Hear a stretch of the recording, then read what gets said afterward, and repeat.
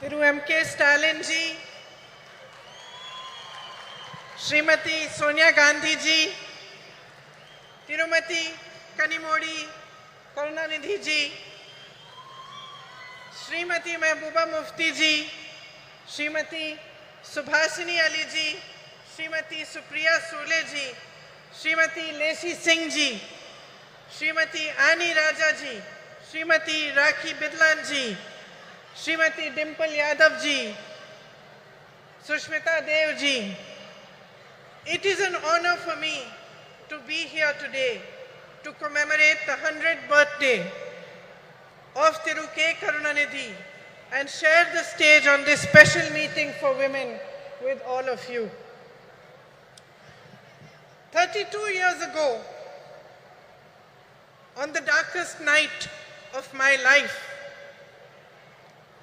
I first set foot on this land of Tamil Nadu. I was here to collect my father's shattered body. I was 19 years old and my mother was just a few years younger than I am today. As the door of the plane opened, the night grabbed us and drew us in. But I was not afraid of it because the worst thing I could have imagined had already happened. A few hours earlier, my father had been killed. I had walked towards my mother that night, knowing that the words I was to speak would break her heart. Yet I spoke them, and I watched as the light of happiness was extinguished from her eyes forever. We walked down the stairs of the plane onto the tarmac of Minambakam Airport Terminal, shocked and alone. Then suddenly, as if sent by the embarrassed gods who had failed us, a crowd of women dressed in blue saris surrounded us. They were ladies who worked at the airport. They held my mother in their arms and cried inconsolably with her as if they were all my mothers, as if they too had lost their beloved. In those shared tears, a bond formed between me, between my heart and the women of Tamil Nadu that I can neither explain nor ever erase. Ningal Daniyen Thai, Ningal Daniyen Sahodari, Inge Uguludan, Irupadai, Nan Perumayang, Nan Perumayaga, Karudugiren, Indri Nan, Namannai Varai Patri, Pesapogiren, India Natin, Pengalai Patri, Pesapogiren. I am here to remind you that we are the strength of this proud and beautiful nation, which is our motherland. My sisters, no matter how rich we are or how poor we are, no matter whether we live in big cities, small towns or villages, no matter how well educated we are or how much lack of opportunity we have faced, we are the bedrock upon which our families and our societies are built brick by brick. We are the ones that carry the weight of our society on our shoulders. We do this with grace and courage. We do it with tenacity and strength of will. And our capacity to absorb pain and suffering is immense. We are proud of these qualities which have been passed on in our bones through generations and generations of oppression. But my sisters, I am here to remind you that we are more than this. We are greater than our ability to bear suffering. We are the ones that nurture and hold, that give to our children and to all those around us unfailingly. We are the ones who teach courage, the ones who teach love. It is us who understand forgiveness and us who know how to fight fearlessly in the face of adversity. We are the workforce powering our nation forward, and we are the millions of young women aspiring towards a better future. We know how to rise from the darkest night to claim a new dawn.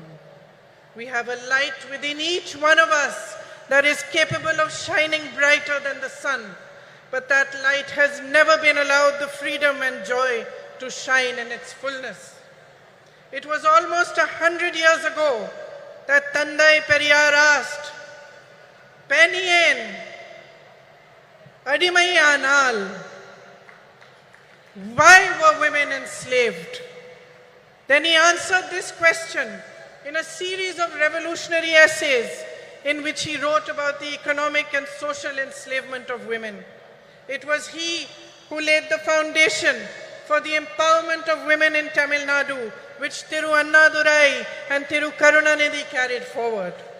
My sisters, this empowered you, the women of Tamil Nadu, to show the way of emancipation and progress to the rest of India. Yet across our nation, beneath the surface of progress, we are still struggling with the harsh reality of an entrenched patriarchy that ensures the systemic oppression of women. In fact, almost a century after Tandai Periyar's essays were published, that same question looms large before us. Peniyen, Adimayai Rekiral. Why are women still enslaved? And although I do not have the stature nor the experience and the wisdom of Tandai Periyar, my answer is this. I am a woman.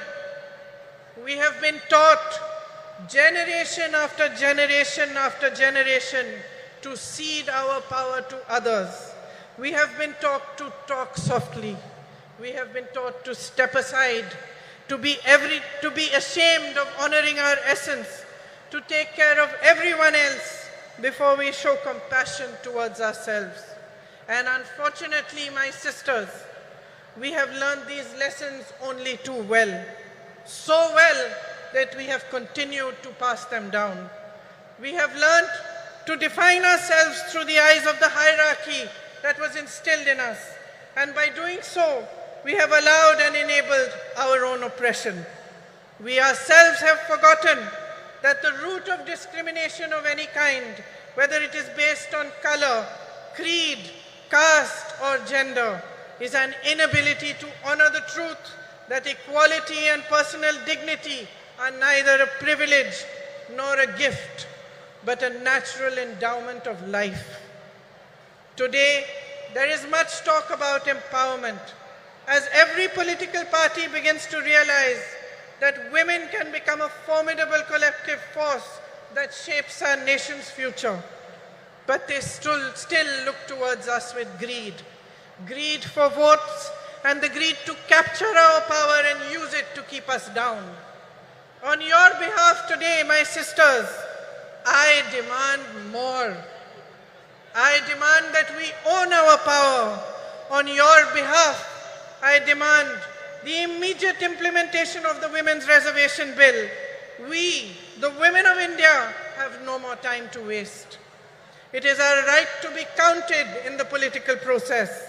I demand that our worth is valued and respected as a political instrument for our own empowerment. I demand that we put an end to the glorification of our tolerance for injustices which are committed against us day after day after day. I demand the rejection of any system, societal, religious, or political, which thrives on our oppression and forces us to collude with it. Every woman holds the right to express and embody her own power, and she should be free to exercise it. You are the essence of humanity. Each one of you, standing exactly where you are today, have the power to change your lives, but only if you deeply understand the unbridled potential of your sisterhood.